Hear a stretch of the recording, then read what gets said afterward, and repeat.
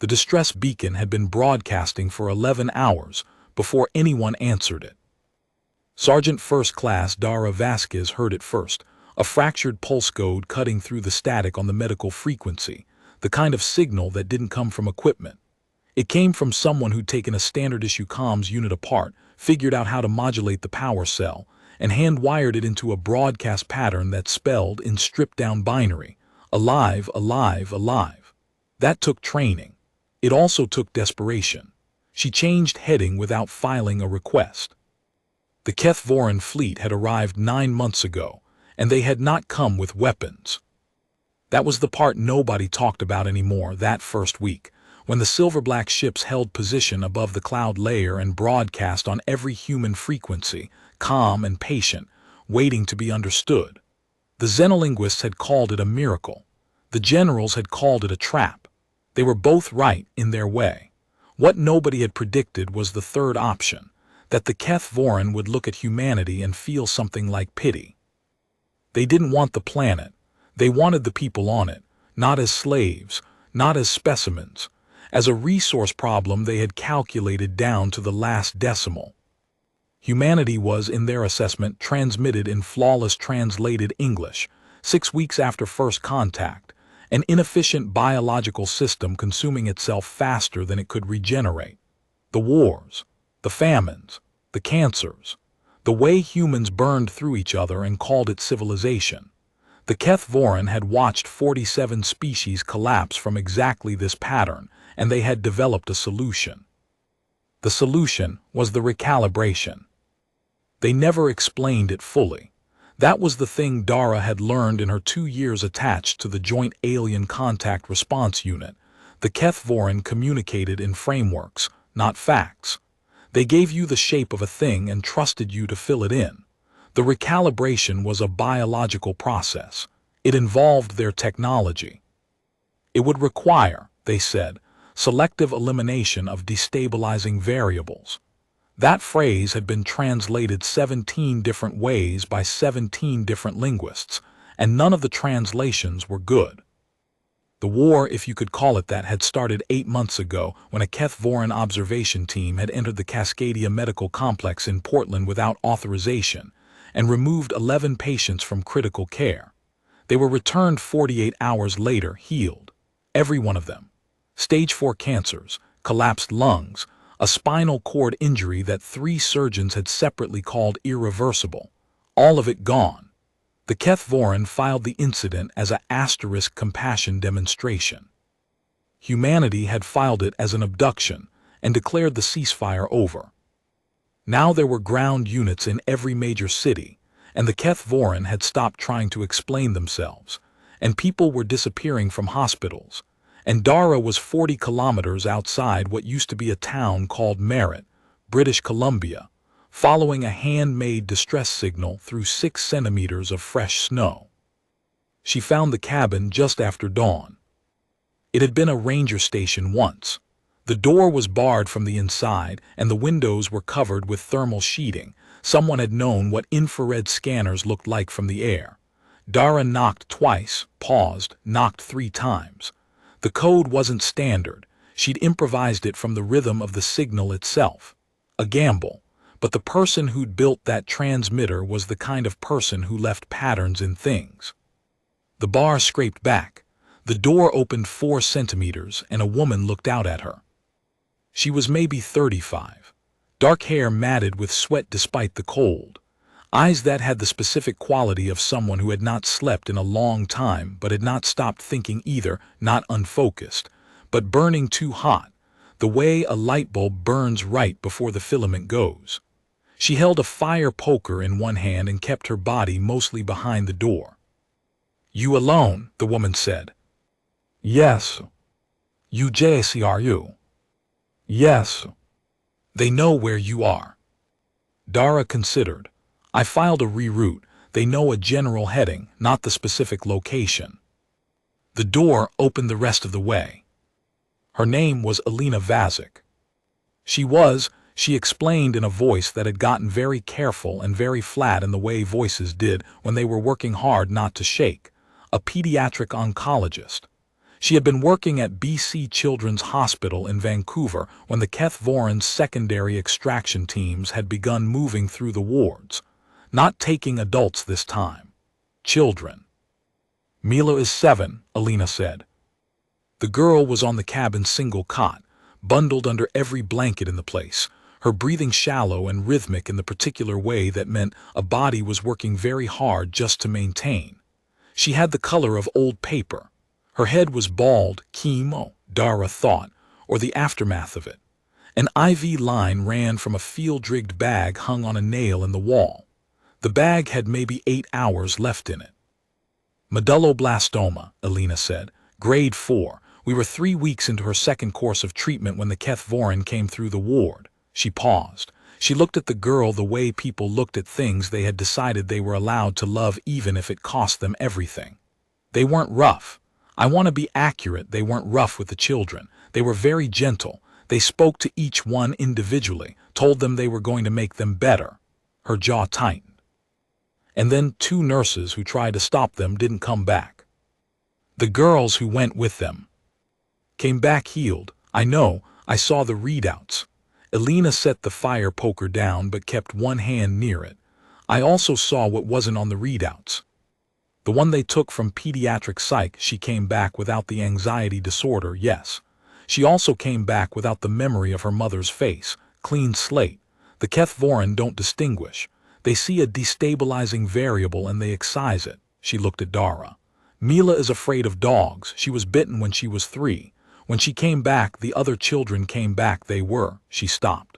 They weren't wrong exactly. They were just less themselves. Dara looked at the girl. Mila had her eyes partially open now, watching from under the blankets with the alert calm of children who have been sick long enough to learn that being quiet gets you more information than asking questions. Hi, Dara said. Hi, said Mila. Her voice was a dry whisper, but there was something solid behind it. I'm Dara. Are you a soldier? Yes. Mila seemed to consider this carefully. My mom says soldiers fix things. Sometimes, Dara said. She said you'd come. Mila closed her eyes again. She said someone would come. Dara straightened up and turned back to Alina. How long has she been like this? Deteriorating for 4 days. The treatment protocol requires hospitalization. I've been doing what I can with field equipment, but the next stage needs a bone marrow suppression drug I can't synthesize out here. Alina's voice was still very flat, very careful. I've contacted 3 field hospitals. 2 said they couldn't take pediatric oncology.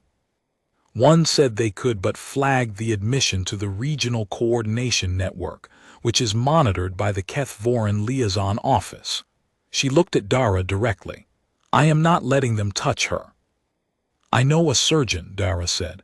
Captain Ray's 3rd Medical Battalion, currently operating out of a forward base 48 kilometers northeast, off-grid, not on the liaison network. Alina was already moving, folding the thermal sheeting, her hands quick and practiced in the way of someone who had run a ward and knew how to pack a room in under 4 minutes. Can you get us there? I can get you there, Dara said, but I need you to understand what we're walking into. The Keth Voren have 3 observation drones on a rotation over this valley. They picked up the camp outside Merritt 2 nights ago and they took everyone in it.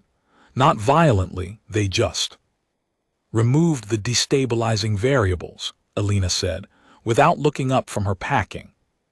Yeah. Tell me about the drone rotation. Dara looked at her. She hadn't expected that question, or at least not in that tone, the tone of someone who needed tactical information, not reassurance. She recalibrated. 17-minute cycle. They overlap at the Northeast Pass for about 4 minutes. That's our window. What does their scanner resolution drop to in precipitation? Significantly, above half a centimeter of snow per hour. Alina looked out the window at the sky, which was heavy and gray, and thinking about it. It's going to snow, she said. Not a prediction. I've been watching that ridge for 3 days.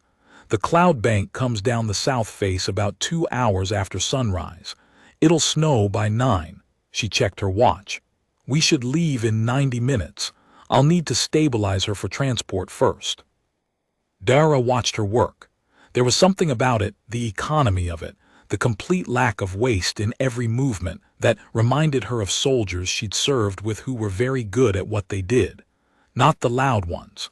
The ones who went quiet when things got hard, who got smaller and denser and more precise as the situation got worse. The ones you wanted next to you. It snowed at 9:14. They moved through it in a line.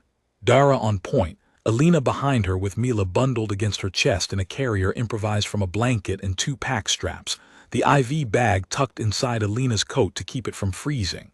Mila had her face turned into her mother's neck. She didn't make a sound the entire 2-hour walk. Dara watched her once in a while and saw her lips moving, counting maybe, or reciting something. Her mother's pulse. The cadence of footsteps in snow. Something to hold on to. The observation drone passed overhead at the 17-minute mark. Its low, thrumming frequency just below the range of human hearing, but present in the chest like a second heartbeat. They were under a cut bank, motionless, Dara's hand on Alina's arm and Alina's hand flat on the back of Mila's head. The drone's scanner array, 6 articulated limbs radiating from a central disk, each one ending in a different type of sensor, swept the valley in a slow rotation. In clear conditions, it could detect a human heartbeat at 300 meters.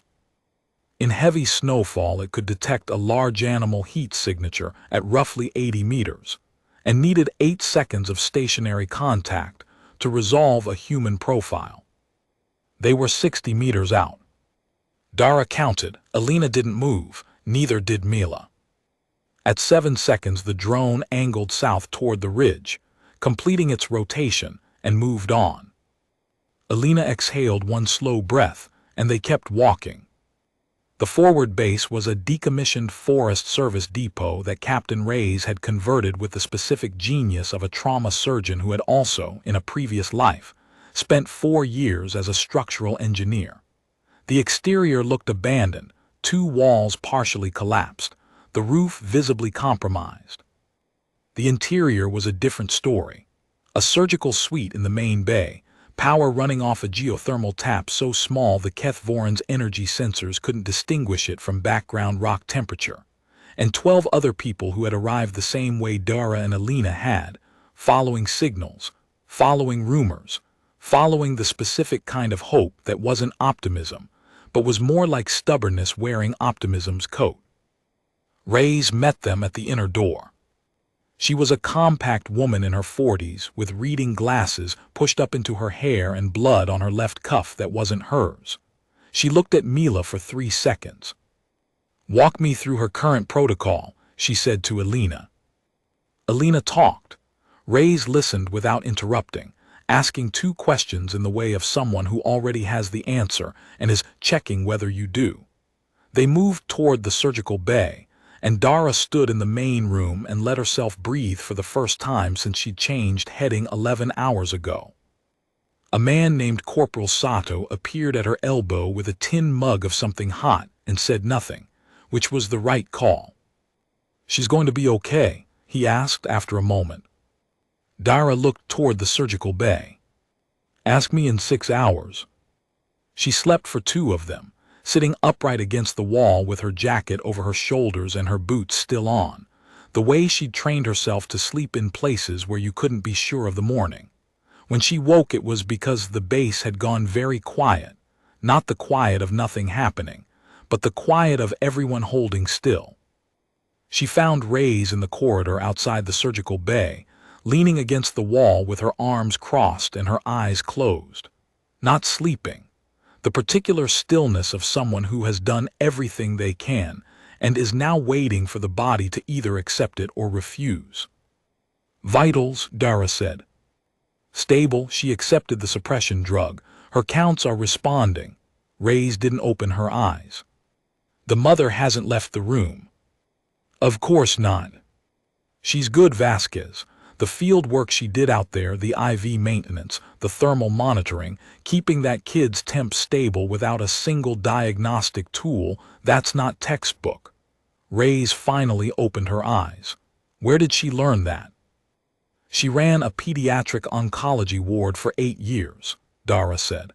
She learned it from watching what happened to kids whose doctors gave up. Reyes was quiet for a moment. The Keth Voren came through my last posting, she said. Took 3 patients from the ICU. All 3 came back. Physically, you couldn't find anything wrong with them. Clean scans, healthy tissue. She paused. One of them was a 9-year-old with a traumatic brain injury, non-verbal since the accident. Couldn't recognize faces.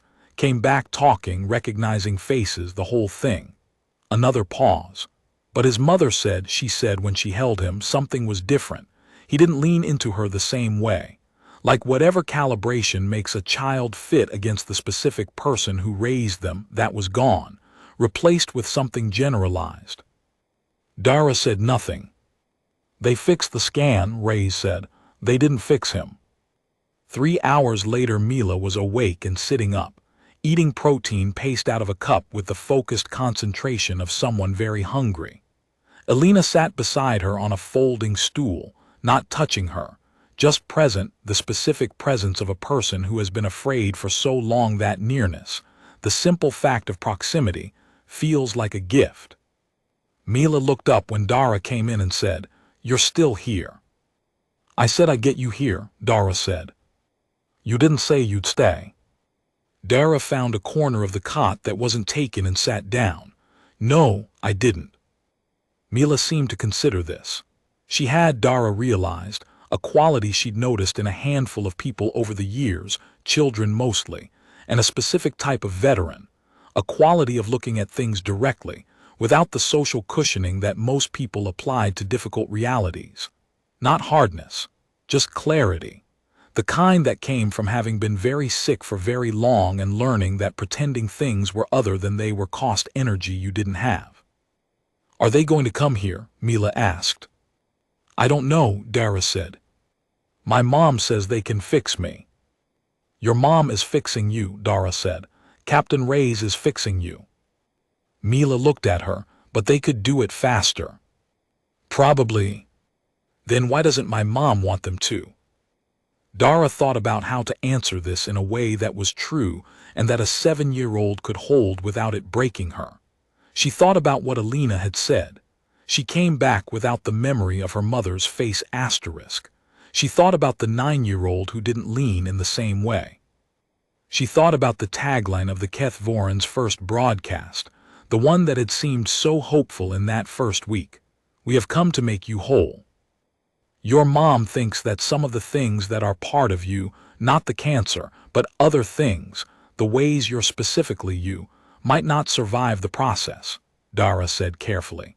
She thinks it's worth taking longer to do it the slower way because then you get to keep being you. Mila was quiet for a while. "What things?" "I don't know, your memories maybe. The way you fit with her specifically, the thing that makes you Mila." Another silence. Mila finished the protein paste and set the cup aside. "I'm afraid of dogs," she said. "I heard." "Is that one of the things?" Dara thought about it genuinely. "I think it might be, yeah." Mila seemed to find this acceptable. She lay back down, pulling the blanket up. Her eyes were already closing. "I don't want to not be afraid of dogs," she said drowsily. "That would mean I forgot what happened." Alina, very quietly, put her hand over her face. "The Keth Voren came that night." "Not violently. They never came violently." Dara was on watch when the sensors at the perimeter logged 3 signatures at the northern approach, not drone profiles, the full bipedal form of Keth Voren ground units, moving slowly, hands visible, which in their communication protocol meant we are not here to harm, we are here to demonstrate an intention. She triggered the internal alert and went to the door. They were tall. That was always the first thing, the sheer vertical fact of them, 2.5 meters at the shoulder, the articulated spine that bent slightly forward at rest, giving them a perpetual look of attentiveness. Their skin was bioluminescent in the cold, a low blue-green that pulsed slowly at the throat and wrists, the equivalent, human researchers had determined, of a resting heart rate.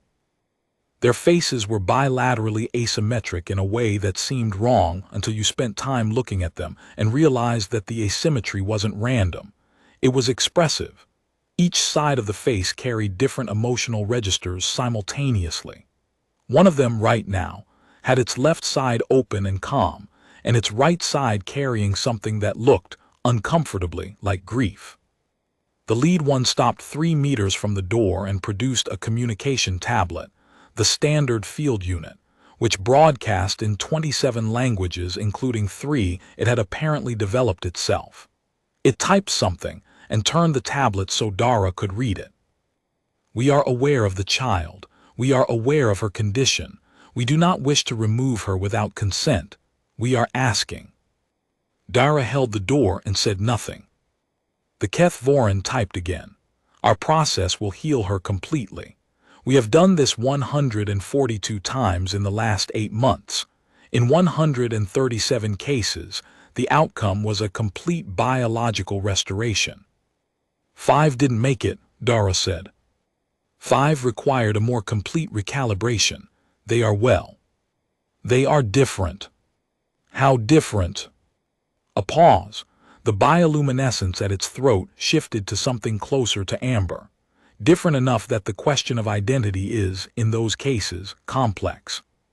"She's 7, Dara said. "She's afraid of dogs. Her mother knows how she sounds when she has a nightmare and what words to use. She counts her mother's footsteps when they walk somewhere new. I watched her do it this morning. She has a specific way that she fits." She looked at the Keth Voran directly, which she knew they experienced as a statement of position. "You don't know how to put that back if you break it. You haven't learned that yet." The lead Keth Voran held her gaze. The bioluminescence at its wrists dimmed. Its left side stayed open and calm. Its right side, very slowly, shifted into something that neither side of a human face could hold alone.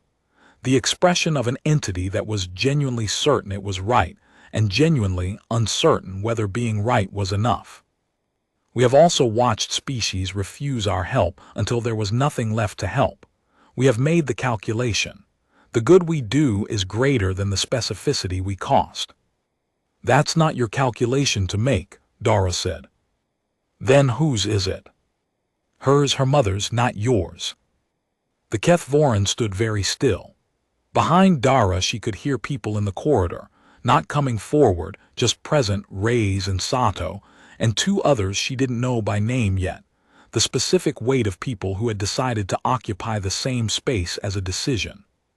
"You will watch her suffer when she did not have to." "We'll watch her heal," Dara said. "It'll take longer and it'll cost more and the scans won't look as clean, but she'll be the one doing it. And when she comes out the other side, every part of the outcome will be hers." Another long stillness. The Keth Voran on the left shifted its weight, the postural equivalent in their body language of an expression changing. The lead one looked at the tablet, then at Dara, then typed one more thing and turned the screen.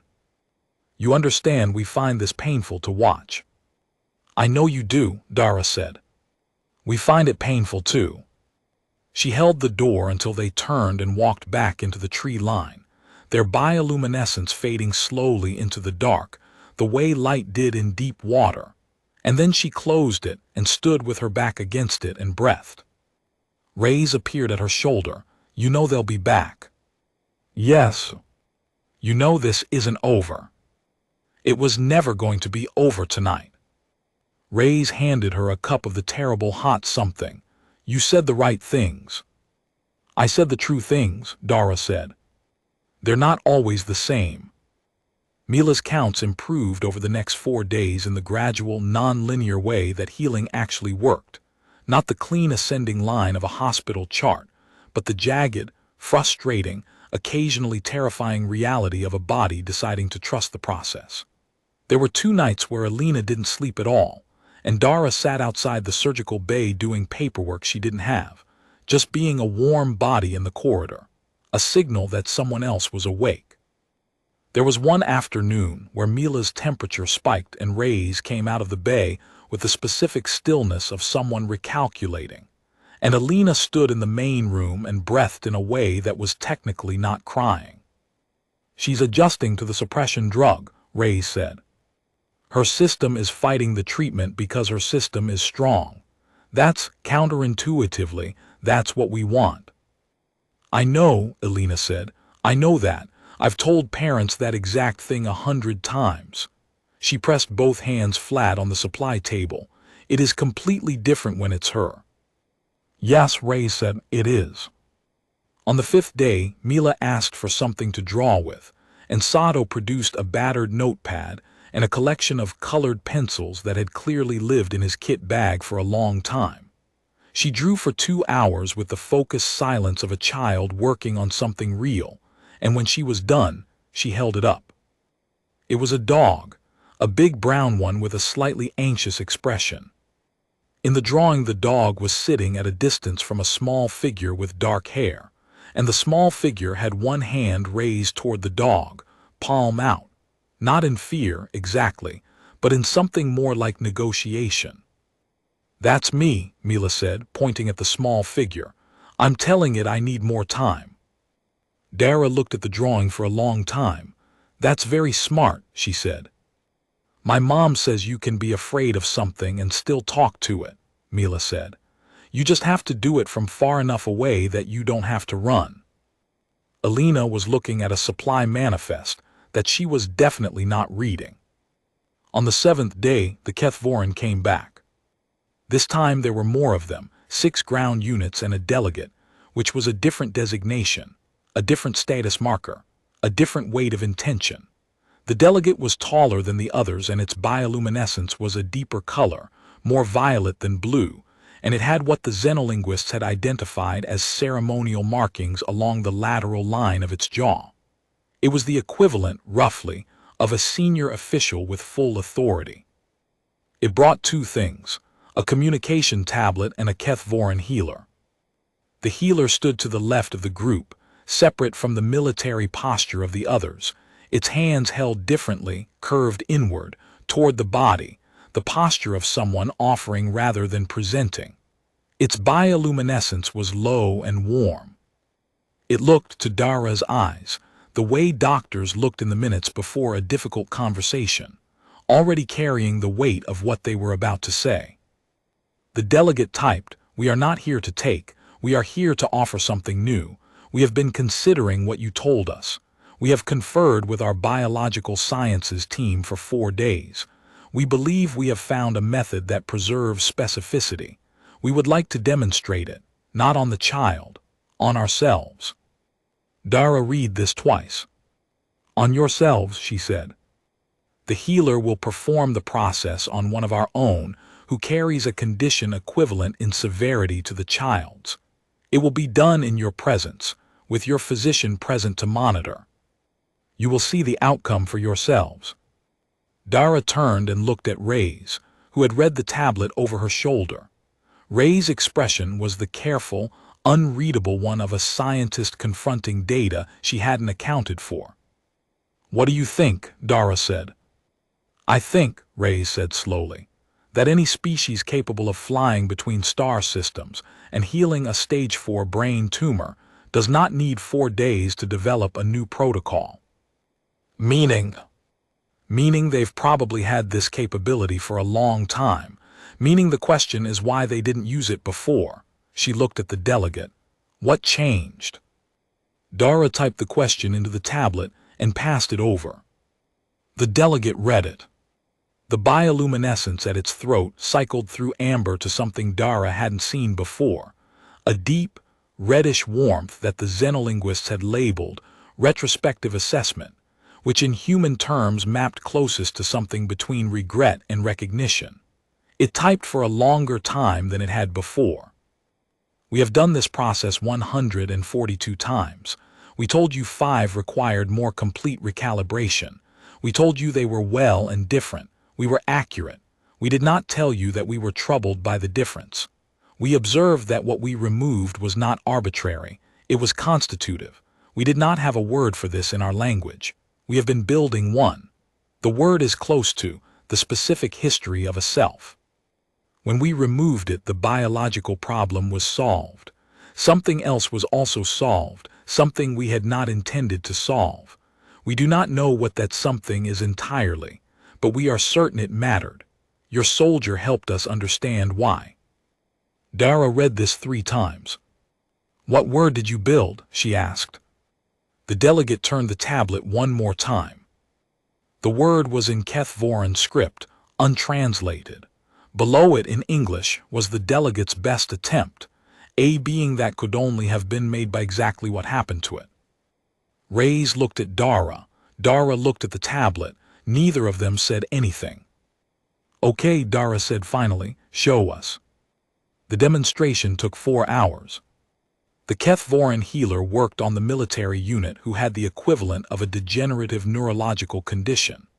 Their biology was different enough that the direct comparison required Reyes and Alina both consulting on what they were observing, asking questions through the tablet, building a framework of understanding from scratch in real time. Dara watched Alina's face while she watched the process. Skepticism to attention to a very controlled form of scientific excitement that kept trying to break through the skepticism and mostly failing. When it was done, the unit who had been treated stood, moved, responded to the delegate's questions, which the delegate translated in real time. Do you know where you are? Do you know who you are? Do you know what you were afraid of? Yes, yes, and yes. The delegate turned to Alina. Your assessment. Alina looked at the diagnostic readings she'd taken throughout the process, rudimentary readings, human instruments struggling to interpret alien biology, but enough for a baseline. She looked at the unit. She looked at the delegate. I would need to observe over time, she said carefully. I can't tell you from 4 hours whether the specificity is truly preserved. I can tell you that from what I observed, the process is categorically different from what you did with the children. We know we would like to help the child using this method, if you will allow it. Alina looked at Dara. Dara looked at Alina. This was the thing about moments that changed things. Dara had learned. They rarely announced themselves as such. They arrived looking like ordinary decisions made by tired people in poorly lit rooms, wearing the same face as every other decision before them, and you only recognized them later from the shape of what came after. I need to talk to Mila, Alina said. Good, Dara said. The conversation took 20 minutes. Dara didn't hear it. She stood in the corridor with the Kethvoran delegate and the healer and the 5 military units, and nobody said anything, and the bioluminescence in the room did the slow, communicative things it did when Kethvoran were in a state of waiting, which looked from a human perspective like people praying. Not to anything. Just holding something carefully. Alina came out. She had been crying, which she had the specifically defiant air of someone who had decided was fine. She wants to, Alina said. She said, Alina stopped, started again. She said she wants to keep being afraid of dogs. She's okay with that part. A long pause. She said she's also tired. The healer inclined its upper body toward Alina, the gesture that the xenolinguists had labeled asterisk acknowledgement of a trust given at cost, and moved toward the surgical bay. Dara stood in the corridor through all of it.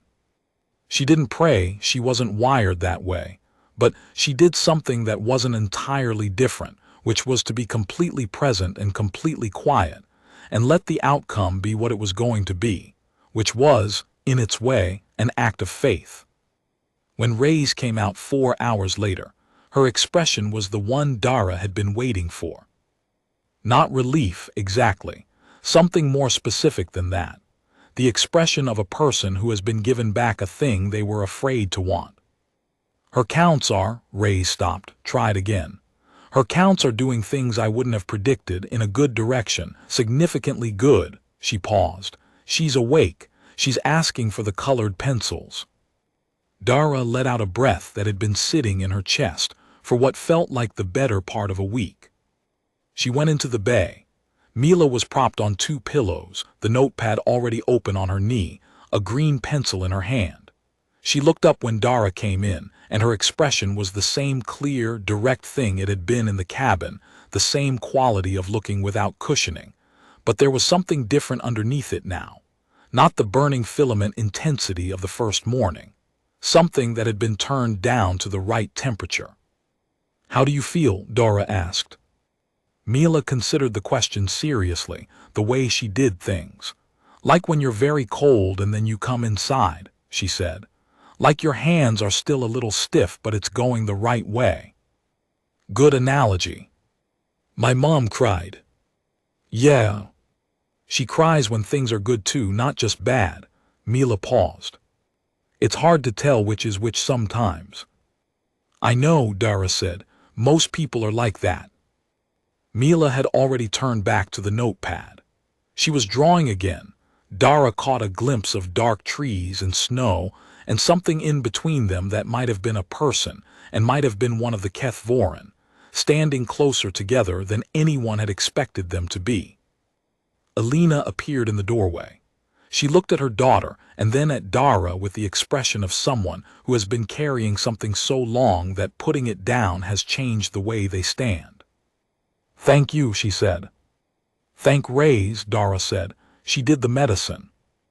"I know, but you," Alina paused, chose her words with the same care she chose everything. "You refused to file a reroute. You changed heading for a signal that wasn't regulation. You stood at that door and said the things that needed saying to an entity that could have." She stopped. "You chose our way of doing it, when someone with more power was offering a faster way." Dara thought about the word the Kethvorin delegate had shown her, the word they'd been building for 4 days, a being that could only have been made by exactly what happened to it. "It's not a slower way," she said. "It's just the right scale." Outside, she could hear the Kethvorin moving through the trees, not leaving, not quite, but repositioning, which in their spatial vocabulary meant ongoing, not concluded. There would be more conversations, more standing in doorways, more moments where someone had to say the thing that needed saying and trust that being heard was possible. Mila hummed something quietly to herself as she drew. It was a simple tune, half improvised, the kind of thing children made up when they were content and didn't know they were making music. It filled the small room entirely. Dara stayed. She had been in enough places to know that the work didn't end with the good news. It never ended, it just shifted form, became less about survival and more about what you built once you'd survived. There would be a morning when Mila went home, and another morning when Alina stood in a ward again, and another morning when the Kethvorin came back, and the conversation continued, longer, harder, less certain of its ending than any of them would have liked. But right now, there was a 7-year-old drawing aliens and snow in a forest depot in British Columbia, with colored pencils borrowed from a corporal who had been carrying them for reasons he'd never fully explained, and her mother standing in the doorway with the posture of someone who had been afraid for so long that relief still felt like a foreign country, but one she was learning to recognize.